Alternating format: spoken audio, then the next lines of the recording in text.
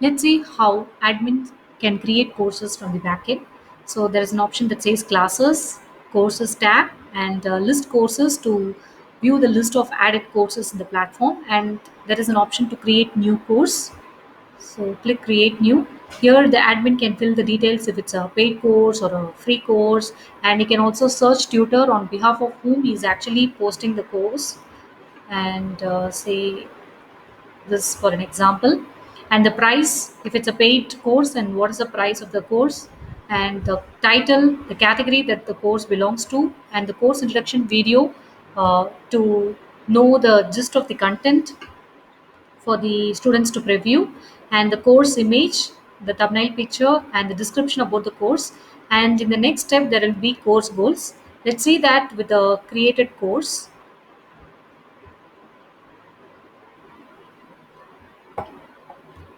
So this is the basic information page. And in the course goals, the admin can enter the details like basically the prerequisite of the course, such as what will be the students able to do at the end of the course, and who should take the course, who should not. These details can be added and submitted. And in the next page, there is lecture details. So the lecture details can have many sections like this. So right now there are two sections. So can click on add section to create a new section. And then if you click on add section, there will be an option to enter the title for the section and the description of the section, and the ordering, basically the sorting order for the section to be displayed in priority. Say if the ordering is 1, the particular section will be displayed at the first. So based on the priority. So this is about adding sections, and under each sections there can be many lectures. Right now there are two sections with three lectures. You can see that this particular section that says the complete presentation has three lectures.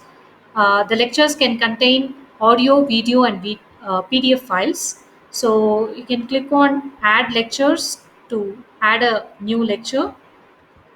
They can have a video, PDF, as well as the audio files. So the title of the lecture, the description of the lecture, and the ordering, like I told before, that the list of priority in which this particular lecture will be displayed, and the video, audio, as well as the PDF files can be uploaded in the lectures. And once click on submit, the changes will be made. So, and also the coupons for this particular course can be created in the next tab. So the coupon name, the coupon code, and the maximum number of people who can use the coupon, with the start date, expiry date, and if it's discount percentage wise or the actual money wise. And you can click on save coupon to make the changes, and click finish course once done to finish the course. So this way the admin can add courses on behalf of tutors from the backend. Thank you.